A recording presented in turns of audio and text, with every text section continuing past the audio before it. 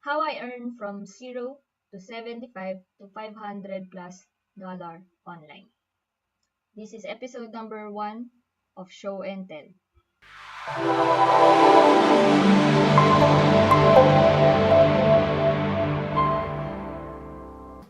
This video is actually about my online journey, how I started, and what I have invested to be here on where I am right now. I hope at the end of this video, it will also be helpful for you to start your own online journey. So this is the timeline of my online journey. 2012, nung naging interesado ako on working online. So I registered in Odes, na-verify ako. Odes is now called Upwork. So it's a freelancing platform where all virtual employees around the world bid for one job post. So nag-failed ako and syempre wala akong income.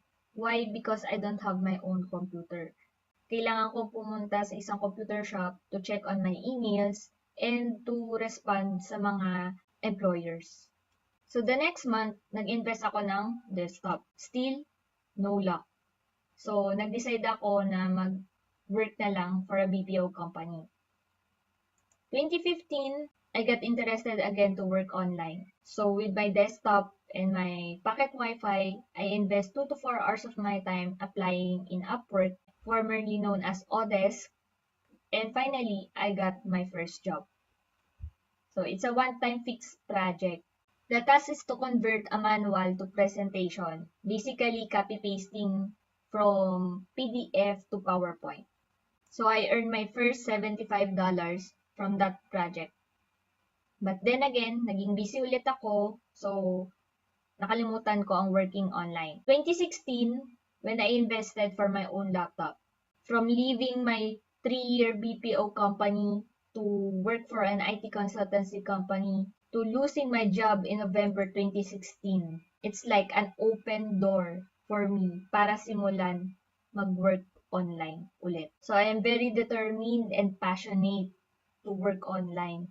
So the next month, dahil passionate ako, nag-upgrade ako from pocket Wi-Fi to an unlimited broadband. Serious and motivated talaga ako to find my career in online. Days and months passed by, still, I had no luck. Pero, syempre, never give up na, di ba?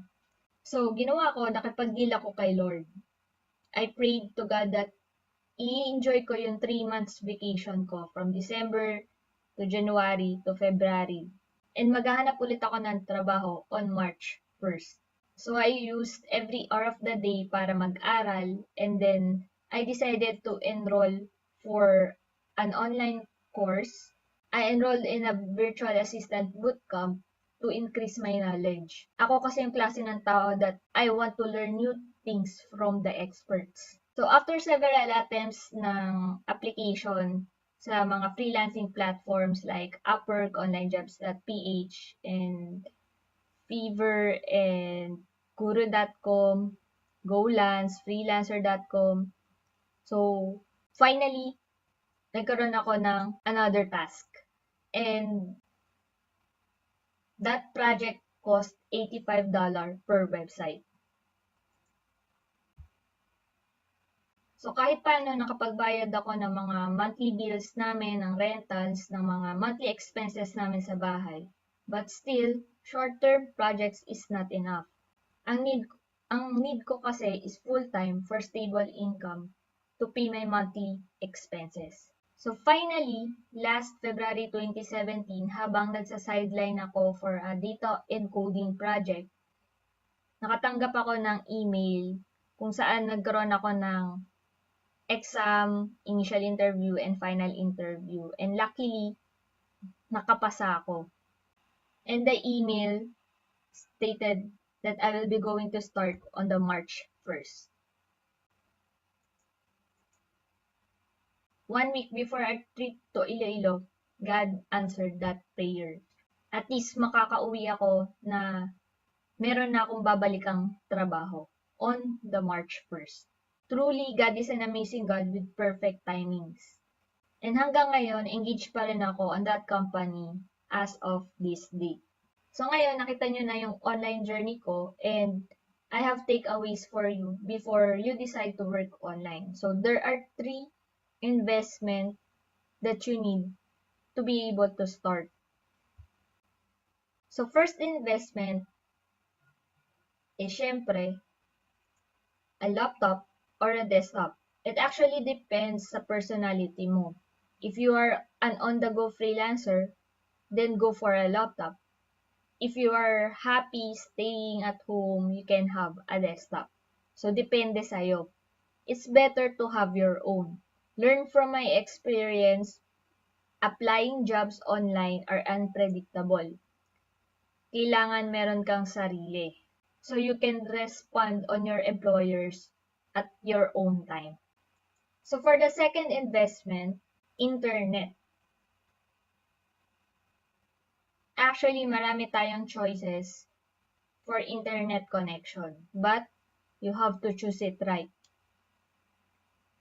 So when I decided to upgrade from packet Wi-Fi to unlimited broadband, it's because yung data usage allowance are not enough for me to respond on my applications and perform my task.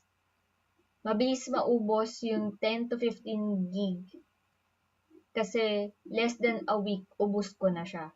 So that is the reason why I switched from limited data to unlimited data. So I first used Sky Broadband with 3 Mbps. Then this year, 2018, nag-upgrade ako to 25 Mbps, which is still affordable for me. There is actually other options na pwede nyong i-research. Depende sa inyo. Ako, ito kasi yung ginagamit ko.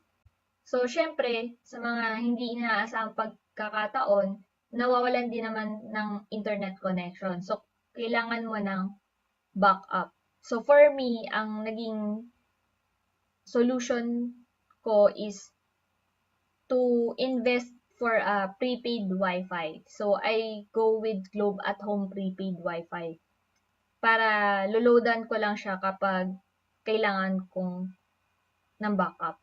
So, disclaimer lang, hindi ako affiliate or employee of these companies. I just share this because I use them and they are useful for me. For our last investment, the most important investment na kailangan mo to start working online is time. Yes, time. Time to apply for jobs, time to respond and makipag-communicate sa mga employers mo, and mostly time to study and learn new things. So, habang nag-a-apply ako sa mga online jobs, nag-enroll ako sa isang virtual assistant bootcamp. So, it's an online course. Kahit na hindi ako starter sa online jobs, ako kasi yung tipong ng tao na gustong matuto pa. So, I actually found new learnings from this online course. So, the Work from Home Roadmap team is continually progressing to be a better mentors for Filipinos who want to start working online. So, they will actually help and guide you side by side to be successful and world-class virtual employees. So, if you are interested to learn and train by experts, they have free online courses. So, I will provide the link in the description box for the links on the online courses. For transparency purposes, I am an affiliate of these online courses, meaning, kapag nag-click ka dun sa link and nag-purchase ka, I get a commission. Pero don't worry kasi that's no additional cost to you. I am just sharing this because for me, naging useful ang virtual assistant bootcamp sa online journey ko. Kaya ko siya nire-recommend. So, please do not spend any money on these courses unless you feel you need them or they will help you achieve your own goals. So, to recap, to be able to start working online and earn from $0 to $75 to $500 online, you have to invest for these 3. Your own laptop or desktop, your unlimited internet for unlimited work, and of course, time. Time to start your own online journey. Thank you for watching. I hope you found value on this episode. If you like it, click on the like button. If you have comments, recommendations, and questions, just comment it below. And if you are still unsubscribed, please click on the subscribe button and the bell icon to notify you on my next episode. This is Sarah Borja. This is Show and Tell episode number 1, and see you on my next episode.